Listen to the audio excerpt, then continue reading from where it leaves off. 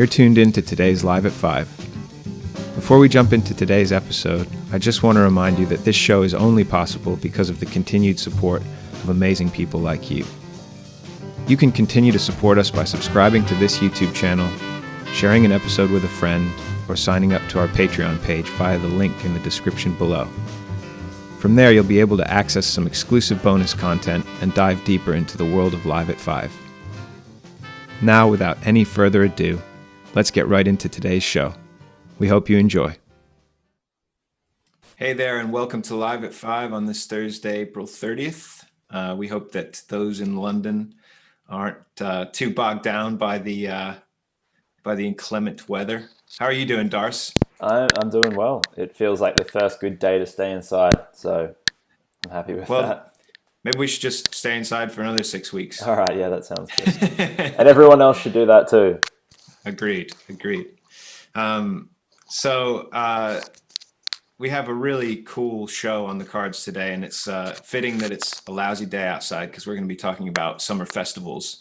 So if you get your flip-flops out and sunglasses, and you can do a dance around the house if you need to. Make yourself a pina colada.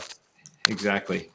Our guest today is a manager and booker of many summer festivals in the States. I first heard about him because I'm a big fan of the Saratoga Jazz Festival, which is my hometown festival, and that's where I got this vintage piece of equipment, 93. Good year. And his name's Danny Melnick. But before we start talking to Danny about his career and other stuff, we're going to jump right into a piece of music from one of his longtime collaborators. This is the Newport Festival All-Stars, led by George Wein in Germany back in the 60s. And you're listening to Live at 5.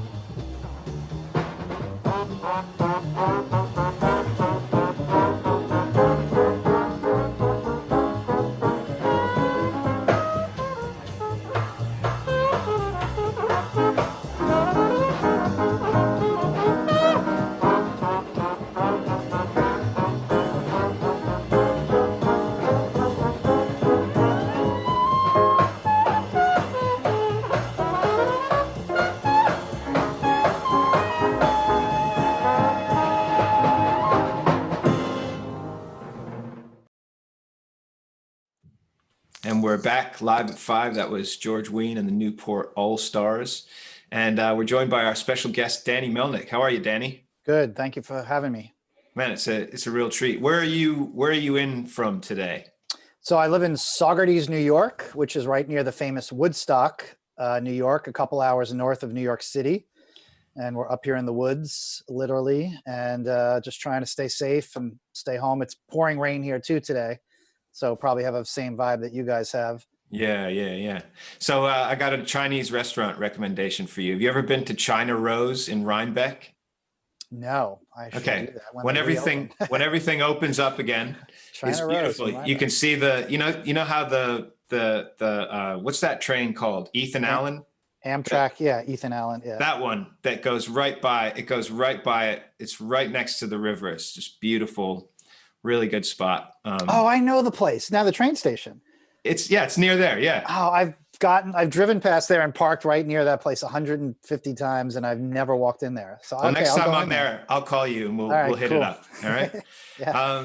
So I was reading a little bit about you, and I've obviously known about you for a long time because I grew up in Saratoga, and I learned, I was inspired to go into jazz a lot, majorly because of the Saratoga Jazz Festival, and it was rare that such a small town would have such an influx of incredible jazz talent.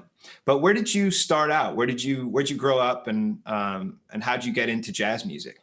So I grew up on Long Island, which is right outside of New York City, and I'm going to be 53 years old soon. But so at the time, really in like the early 80s, when I was in junior high school, I was really into progressive rock first. So I got into Yes and King Crimson and Gentle Giant, and I was a big Who freak, and I still am, and a lot of classic rock, British rock, and through a lot of those musicians and stuff that I was reading about them, I started learning about Miles Davis and John Coltrane, John McLaughlin, Chick Corea, Return to Forever, Weather Report, then Pat Metheny, and then it just became this thing, and I couldn't stop learning and listening. Like I really started getting into jazz and a lot of other improvisational, type music. I was really into the band Oregon. Oh yeah. Towner. Yeah. Love those guys. Paul McCandless, isn't? Yeah. Paul McCandless, Colin Walcott. Yeah. Great. And Glenn Moore. And so I was just listening to so many different styles of music, and worked at a record store when I was in high school, and then went to college in DC, Washington, DC, and wound up doing an internship in London, study abroad program in 1988. And I worked at Wembley. Wow. And so I was working in the stadium and the arena. This is the original stadium, and all different jobs, learning about all different things there. Came back to DC, and as a senior in college in 88, 89, I got an internship at the Blues Alley Jazz Club in Georgetown. And that was amazing. Came back home, got a job at the Blue Note. And then in 1990, about 30 years ago, just this month, actually, I wound up getting a job with George Wein for the summer, doing the the box office manager job for the JVC Jazz Festival, New York, and wound up basically, for all intents and purposes, staying with him for about 27 years. Wow. And worked on festivals all over the world, jazz cruises, tours, many different things. And it's just been an incredible ride. But I did start my own business about 13 years ago. It's called Absolutely Live Entertainment, and continued to work with George as a consultant for a long time on a number of things. And now I still have my business, but with this, I don't know what the future will hold. I mean, we have no events right now. Everything's canceled, and we're planning for the future and hoping for the best. And just sitting tight with all of it. Yeah. I can imagine. But yeah, I'm sure with the the network of people that you have, you'll move into a new space and grow a new thing. So yes. It will be exciting when we're allowed to leave, when we're allowed to leave the house. Yeah. But back to your early years, so you're a jazz aficionado. You started out enjoying jazz. But when you came in contact with like George Wein and his thing, was that when you started booking bands? Was that like, or had you done that before? Well, at the Blue Note at the time, they did like a Monday night sort of one-nighter New York City showcase thing. And then they had these huge big name time then. Wow. And then on Mondays, they had a band play one night, 2 sets. And as I started working there and got into things a little bit more, they allowed me to book a couple of groups here and there. So I remember just working with like Thomas Chapin, who passed away years ago, but was an amazing saxophone player and flutist who became a very dear friend. He died of leukemia at a very young age, but just an incredible artist back then. And, quite a few others. And then I started working for George, like I said, 30 years ago, and did a lot of different things for him. And then in like probably 93, 94 or so, I started to book some smaller things here and there on, JVC Jazz Festival, some outdoor free shows. When'd you get Saratoga? Well, I started working in Saratoga in the summer of 91. Oh. I went up there and was just like basically helping the artists, just get there and get back. We had a bus that would go up back and forth with a lot of the groups from New York City. We'd take a lot of bands up there that didn't have their own way to get up there. We'd get up super early. We'd be there all day and night, go back at night. So all the artists that got on the bus, like couldn't leave until the bus left at night, or, even if they weren't playing until 5 p.m, if they wanted to go, they had to go early in the morning. So anyway, I did that and a lot of other things. And then I actually started booking Saratoga in 1999 for the 99 festival. There was a woman named Marie St. Louis, who was George's right-hand woman and the senior vice president for all the years that he was in business, really kind of starting in the 60s, but she might've been there even earlier because she was a great friend of George's wife's. And Marie St. Louis passed in, I think in the spring of 99, but she was ill before that. So I started booking the Saratoga Festival and a number of other festivals in the fall of 98 leading into the 99 summer. And so I'm trying to think, 90, 98, 99. I think I started going when I must have been 11 or 12. No, it must have been 12. And I wonder if this was your first year, because I still remember seeing Wynton Marsalis's City movement or City. You remember that? You remember that thing he did? City? Yeah. Did you book that? I think so. I'd have to go back and look at the records, but I feel like I did. Yeah. I think I booked him in the orchestra, not really knowing what they were going to do. I don't know if I knew that it was the City project, but yeah, I started booking in 99. It's a bit of a story, but I became a partner with Saratoga Performing Arts Center in 2009. George started the festival actually in 1978. Wow. And until this year, it was the longest continuously running jazz festival in the northeastern part of North America, because even though Newport came first, Newport stopped for 10 years between 72 and 81. Oh, right. Okay. And he started during that time. He brought the Newport Festival to New York City, started Saratoga in 78, and Saratoga's never missed a year until now. Wow. Wow. Wow, that's amazing. I didn't know that at all. So, working with, I always think of George Wein as kind of the originator of what we think of as the music festival. Is that kind of, what was it like working, next to somebody like that and getting into that world? Because it's very different booking for a club than it is booking for like an outdoor summer festival, isn't it? Totally. Or is it not? I don't know. I mean, the thing about it is that, as you may know, with your situation, the club needs to sort of do as best as it can and make money and night after night in order to really survive and thrive. I mean, you have to be able to be a wise and smart business person, and also in this business, at least as artistically as pure as you can be for what you want to do and your aesthetic. But you need those two things to make it work. One or the other won't work. The thing won't work. Jazz festivals and music festivals also need a very smart and thorough business plan and economic reality. But at the same time, you want to be as creative as you possibly can. And within the context of each jazz festival, depending on how many days it is and how many stages it is and where it's located and who your audience is and what your sponsorship is like and what's happening, all those festivals have a flavor to themselves, and there are many Right. liberties that can be taken within the context of a jazz festival based on the scope of the event. So for example, at Saratoga, we have 2 days, 2 stages, about 25 bands.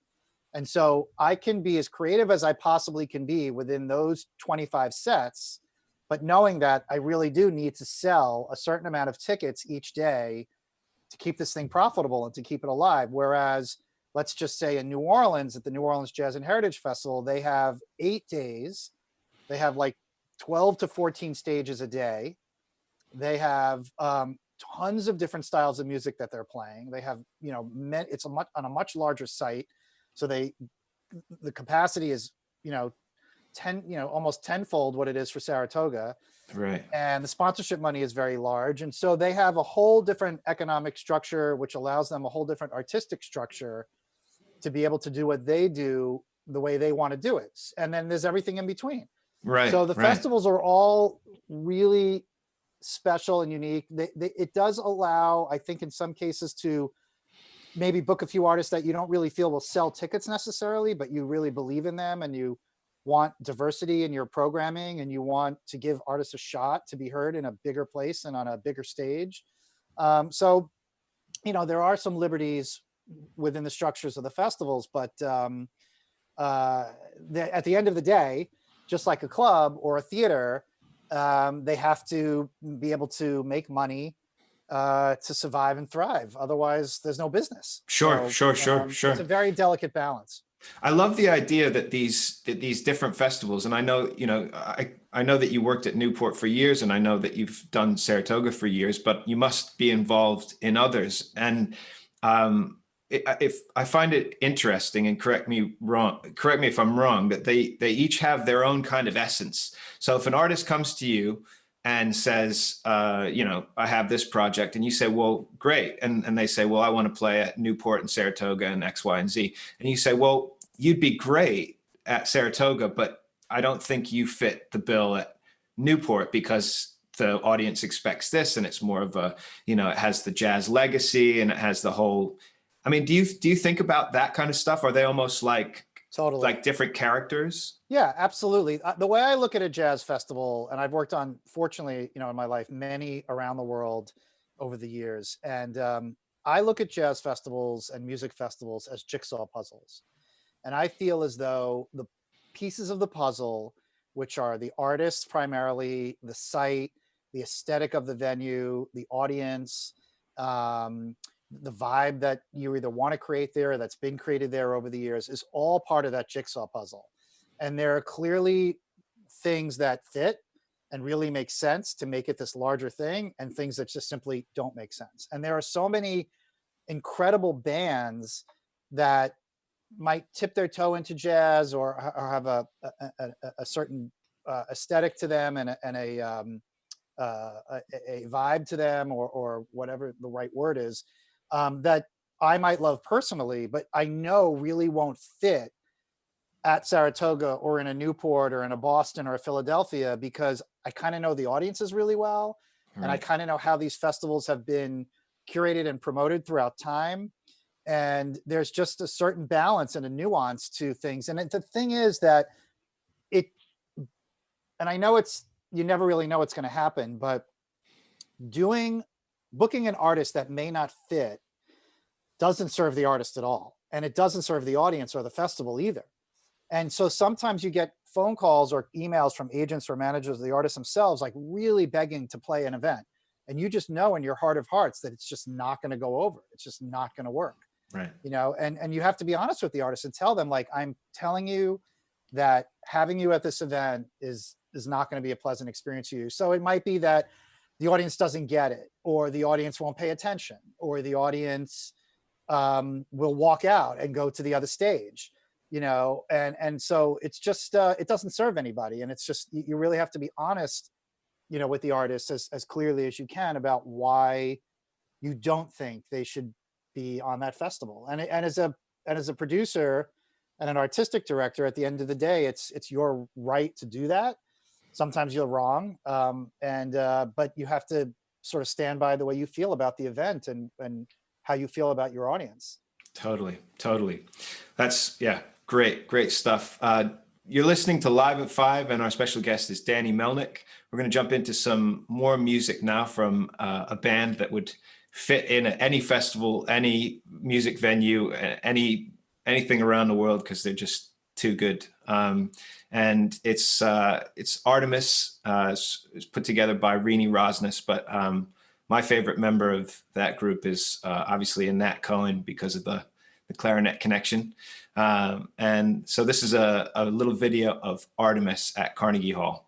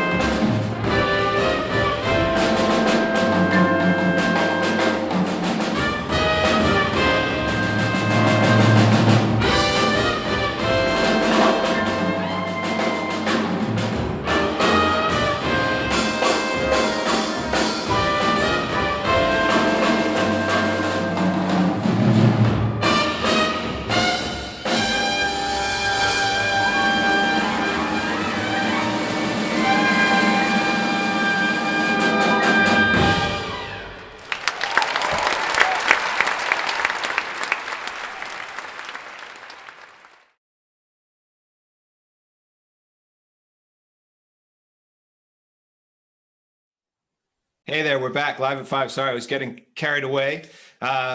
So Danny, what's your involvement with Artemis? It's obviously, it's an amazing ensemble, but you usually work with festivals, you usually work with programming. And how did you make the shift to kind of working with one artist or a group of artists? Well, the one thing that I've done for many years now has been managing the saxophone player Rudresh Mahanthappa, and he and I have been dear friends for a long time. And I used to book him, and then we somehow years ago decided that maybe this would be a good idea. And the truth is that I am very involved in so many live events, touring projects, benefit events, festivals, etc. But I still do work with him in that sense because I love him. I think he's a unique talent, an incredible visionary artist, and I've just tried my best to help him, the best I can. I don't know that I pay attention to what he needs from me 24 hours a day, and he knows that, but it has seemed to work. And then Artemis came up a couple of years ago. So Artemis was created by a French presenter named Renaud de Matteo. he and Rini Rosnes, I guess, got together and created this project, and they did a European tour, I think in 2017 for the summer, and had a really good time with it. But when they all came back, they wanted to continue, but they wanted to move into a different direction with a booking agent and manager, stuff, and just kind of really try to create a band out of it. And Rini called me and just said, look, I know you don't usually do this, but we have this band and we're going to keep going and we need help. And I agreed to do it. I just felt like I couldn't say no. I think the idea of a band of all A-list female artists is an incredible thing right now. It's certainly well overdue. I know it's not the first time. And not just because they're women, just because they're such amazing musicians. Well, that's the thing, isn't it? I mean, they're Totally. the top of the game, Totally. And they really, have committed to each other. And so since that time, we've played some really big venues, some small things. They recorded a beautiful album that's going to come out on Blue Note Records in September. And I'm just honored to be working with them and to try to help them along as best I can. And it's just been a great joy to work with all of them. That's fantastic. Yeah. So I was going to ask you on the programming side of things, it's, and I know that I just think it's an interesting point for discussion. Is it difficult sometimes to balance your tastes with what you have to put in at a festival? I mean, do you find, or at any kind of promotion, where you think, okay, well, I don't know, it's like a lawyer representing a client that they don't agree with the client's position, but it's a job. Do you feel like you're put in that position often, or do you kind of, and I'm not asking for specific examples, but I just think it's interesting, isn't it? Or totally. Yeah. No, yeah. I mean, like I said earlier, the business reality of these events has to be, managed and dealt with in a very professional and very clear way, or the event's just going to go away. That being said, I can honestly say to you that I probably really like or love 98 or 99% of the artists that I've booked over the years. Wow, I mean, that's I love great. this music, and I love all the permutations of the music, and I love all the branches of the tree of the music, whether it's blues, soul, R&B, funk, jazz, rock, whatever. And so fortunately, within the structure of a lot of the jazz festivals, over time, we've been able to incorporate a lot of different styles of music and a lot of different eras of the music. And so that's been a joy because there's a lot of diversity artistically.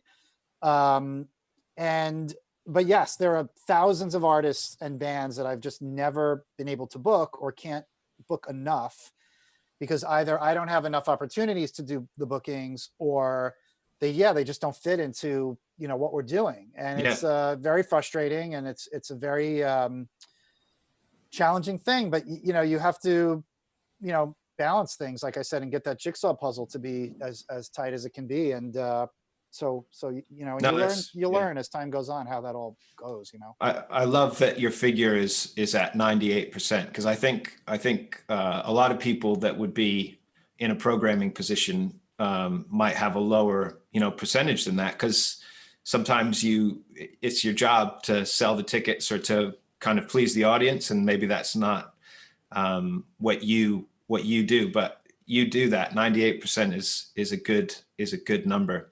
So I wanted to ask you a little bit about, I know you're not involved with Newport so much anymore, but you were intensely for a long time, and I think it might be interesting to kind of just talk about the history a little bit of that festival, how it grew up and how it's shaped music festivals all over the world. Because in England, at least, and I know that this year is going to be different, but the summer festival circuit is just about the backbone of the music industry here. And, was Newport first? How did it come about? Yeah, well, George Wein was a great pianist and a club owner in the out of the late 40s and into the early 50s in Boston. He had served in the U.S. Army, but he did not see combat. But when he got out, he used some money that he got from the Army to open up Storyville Club in Boston.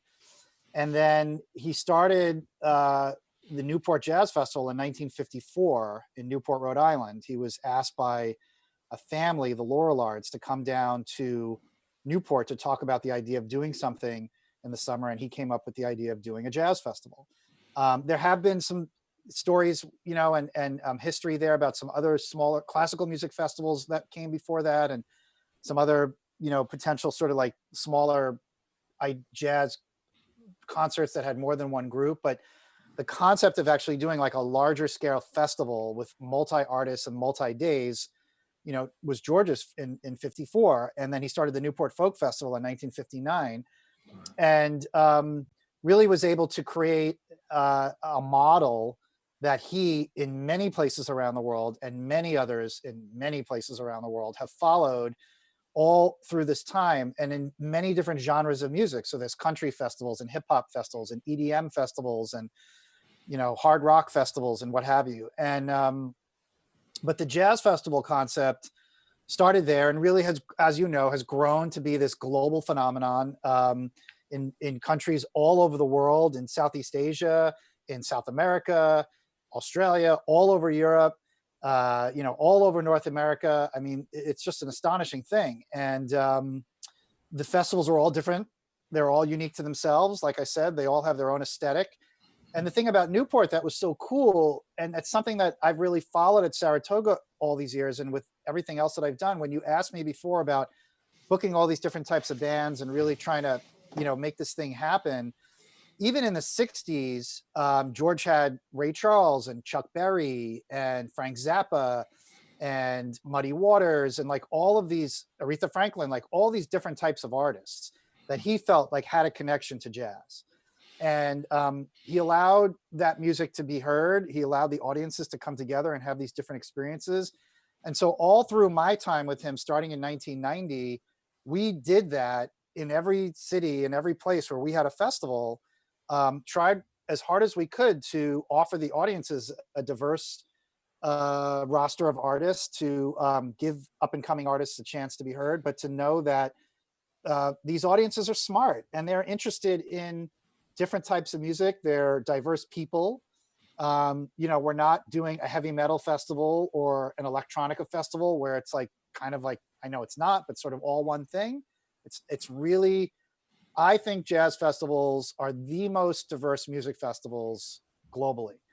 And that's because the audience is so sophisticated and into so many different styles of music. So the thing that I really learned from George was to really have an open mind about what we were doing. And again, within the context of the festivals, to be able to really book and produce as an eclectic and interesting festival as possible. And it's just been an incredible journey for me as a presenter, to be able to experience that and to be able to, to do those types of things. And he was, really the master of all of that. I mean, just an incredible way of understanding the business, understanding the audience, and really being an artistic carnivore, and just really wanting it all, Yeah. Great. We're going to jump into some more music from Saratoga. This is a little bootleg of a band that demonstrates Danny's point of the elasticity of the word jazz. And you're listening to Live at 5. This is a little clip of Snarky Puppy playing on the stage at SPAC.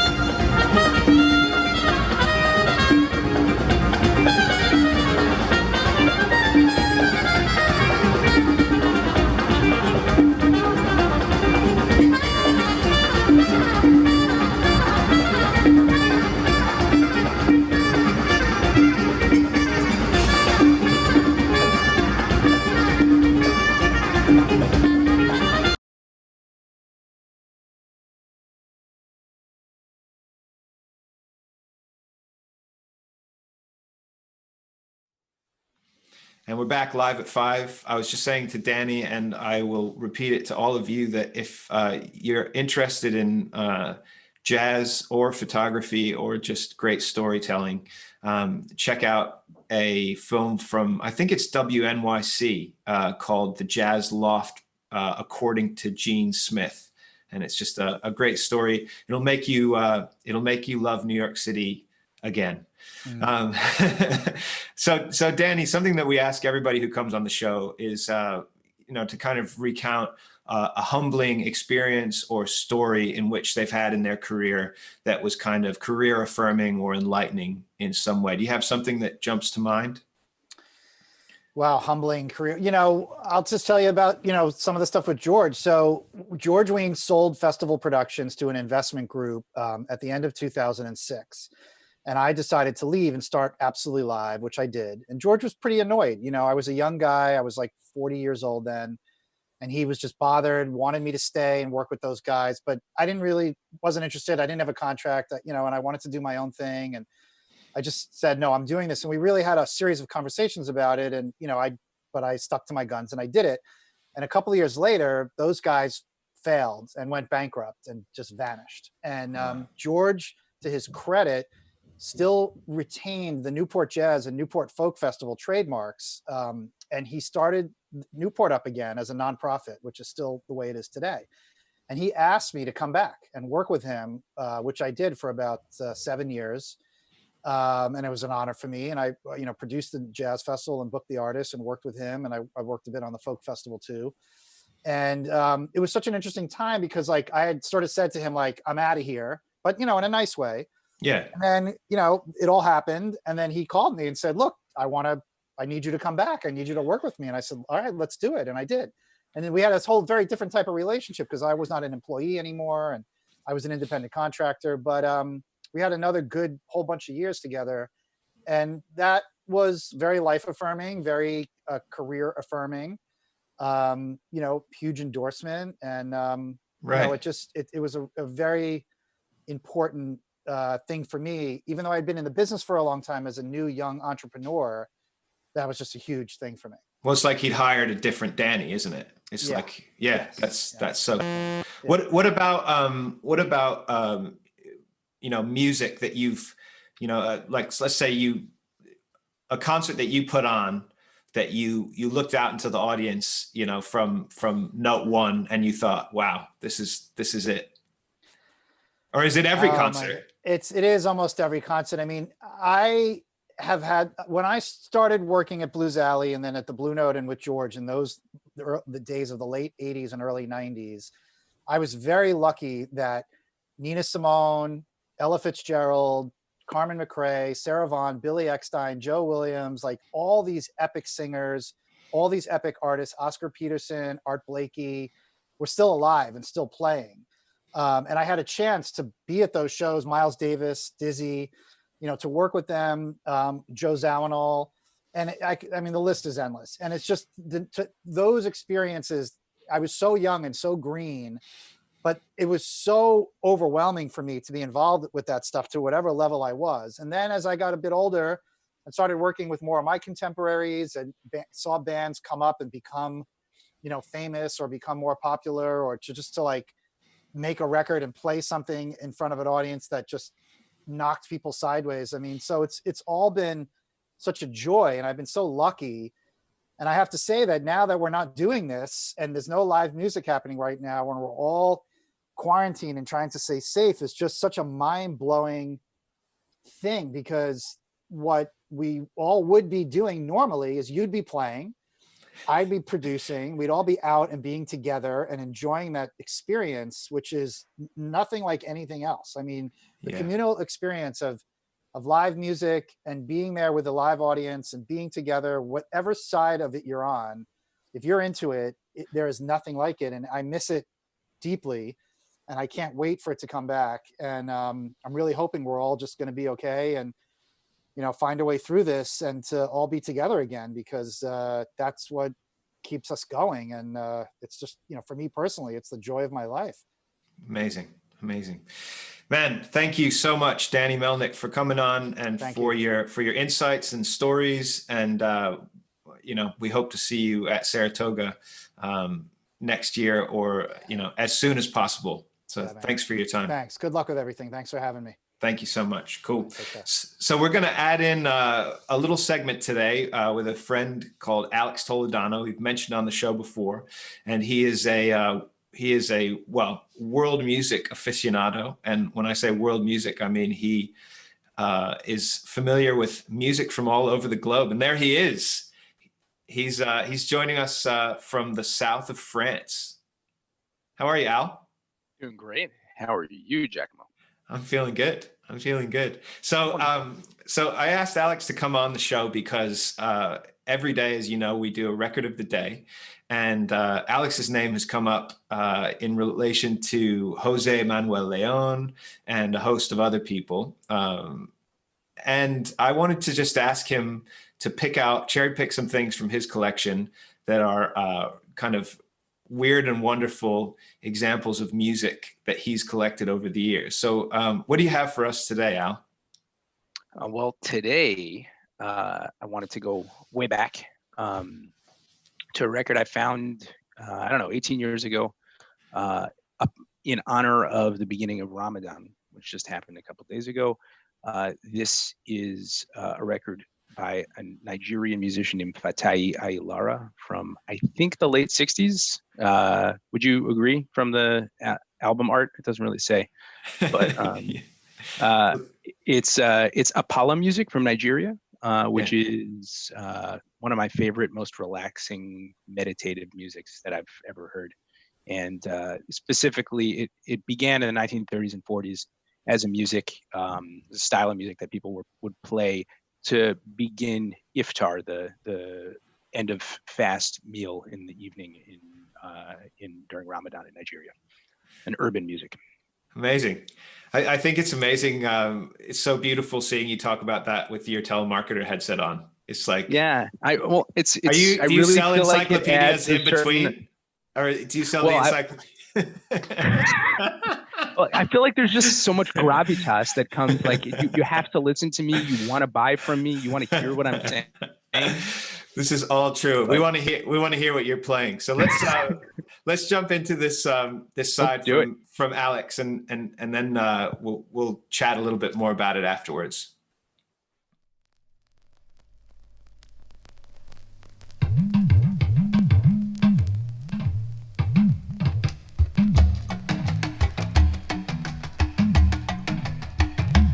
tó bá ṣe ń lọ ẹ ó máa rí.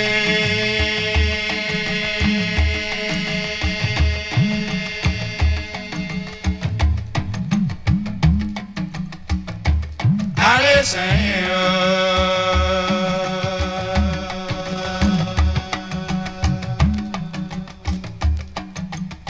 Nílé àgọ́dọ̀ bàbá la tún jẹ́.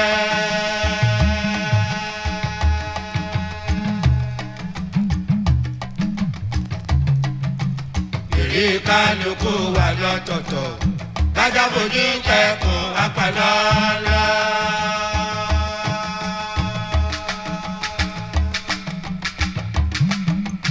ọmọ yìí lára àkànbí ti wá rí báyé. bàbá ìdírẹ́ ti júbà fọ́ lọ́wọ́ ọba. ọmọ yìí lára àkànbí ti wá rí báyé. bàbá ìdírẹ́ ti júbà fọ́ lọ́wọ́ ọba. àjùbà wọn àgbà tó tó. iwájú lójúkùn ń gbé o. àwa má dọ̀la rẹ̀. òkè àgbà tí à ń gùn ká má ṣe jábọ́.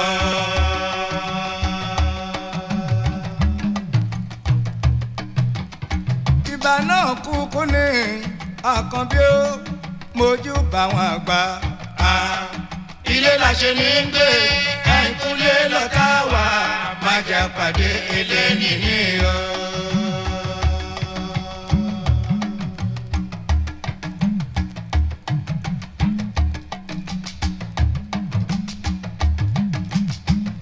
ọmọ abiná gbẹrú nílùú mi ọ̀rọ̀ yìí wá dójú kókó.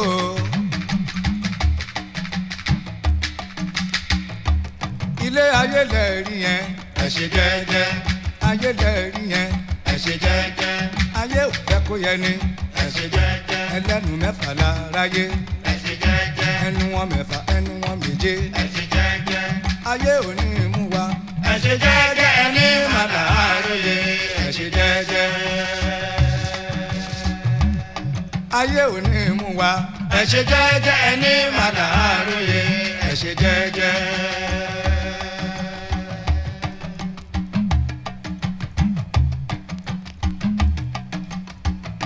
Láyé mi ẹlẹ́gbẹ́ tí mo ní kò má sọ́ba bí Olódùmarè Olúwa ọba dákun ràn wá lọ́wọ́. Nítorí pé àrífín ńlá ní àgùntàn tó lọ bá màálù ọ̀hún wá dé.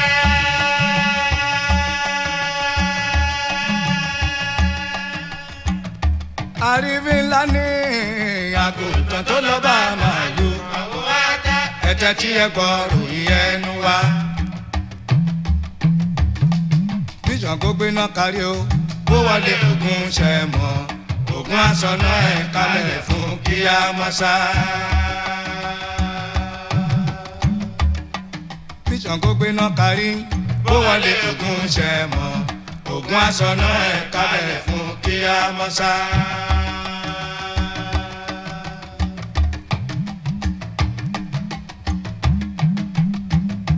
Tìjú ní tọ́bọ̀ ẹ̀rọ pẹ̀sẹ̀ ẹgbẹ́ mo bá dìjúlé. Tìjú ní tọ́bọ̀ ẹ̀rọ pẹ̀sẹ̀ ẹgbẹ́ mo bá dìjúlé. Ẹni mọ̀lẹ́ olú kó má yá wá o. Bírèdùwé ń sáré lẹ́gbẹ̀rún ọdún ṣẹ mọ́. Iwájú lómi àbálẹ̀ mo rí ẹ̀ dájú. Bírèdùwé ń sáré o lẹ́gbẹ̀rún ọdún ṣẹ mọ́. Iwájú lómi àbálẹ̀ mo rí ẹ̀ dájú.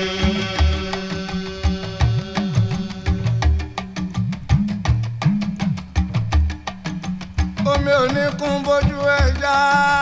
Ọ̀gbàrá ò ní ṣàn kó gòkè rárá.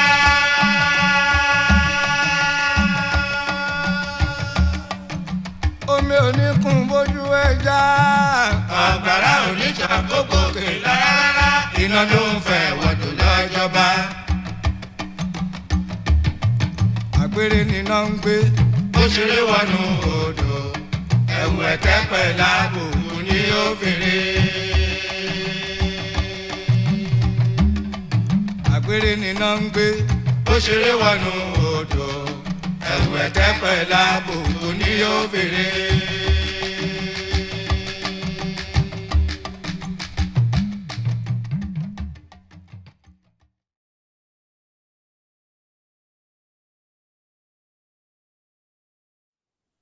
And we're back live at 5. We hope you enjoyed that little foray into Nigerian Ramadan. And if you want to explore more of that music, which is just incredibly meditative, hypnotic, rhythmic stuff, Soul Jazz has just released a compilation of Apala music, which is going to be right here in a second. Is it there? It's there. It's there. If you want to listen to that, we're going to be putting a couple of tracks from that into our Live at 5 playlist, which you can access via the link in our description below. And you can also click on the link in the description below to our Patreon page, which allows you to delve deeper into the world of Live at 5. And as always, we would love it if you subscribe to this channel. But Alex, what do you hear in that track that we just played, and why did it jump out to you as something that that was interesting musically? I just, at the time, and I still think now, I've always been someone who really likes grooves in general, and I found it to have so much space in it, and also so much detail in the way the percussion instruments come in and come out. They almost like they arrive and disappear, and I just love that feeling that you could listen to that for hours, and it's kind of fast in a way that it's kind of energizing, but it's also so calm and slow in the way that it evolves, that especially with the vocal lines that are really calming, that I don't know.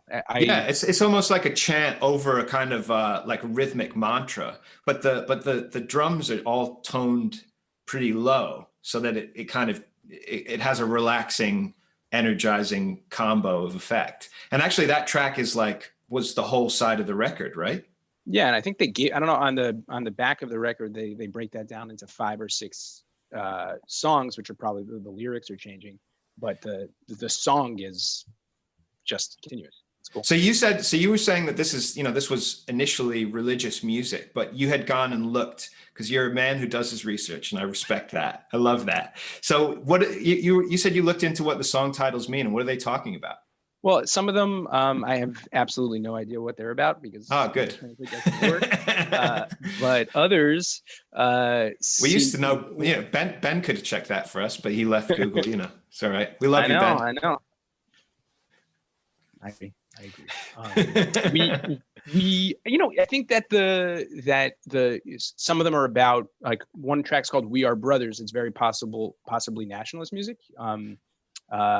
Then there are others called "Orphan," another one that's referencing his family. So I think that these are probably, from having read a little bit about Apollo music, that this was a moment in the 60s when they started cutting records, where they decided that it was going to start to be, it was going to become more popularized. Very possibly the live performances at the time already were less religious, but more popular songs. And some of those, especially with, as you can see when you listen to, like, Fela Kuti's music, there was a lot of nationalist music, whether it was Afrobeat music that came later, or Juju, or high life music, even in many cases, where it was nationalist as well. Fantastic. Well, Alex, we're going to definitely ask you to come back with more choice picks as we progress. But we're going to sign off for now. So thank you so much for joining us. Thanks for having me. And thanks to Darcy O'Connor, as always, for keeping us on track. And thanks, of course, to you for tuning in. We'll see you tomorrow night and Saturday night for Archive at 5. We have an old concert from Pete Horsfall's Basin Street Brawlers that's must be about 4 years old now, and it's just sounds great. So hopefully we'll see you then, and have a great weekend. See you live at 5.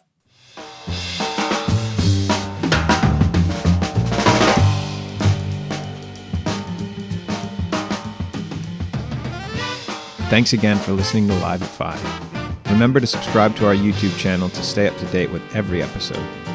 You can also click on the link in the description below to sign up to our Patreon and find out where you can sign up for Kansas Smitty's memberships, as well as purchase records and merch. Enjoy your evening, and we'll see you tomorrow, Live at 5.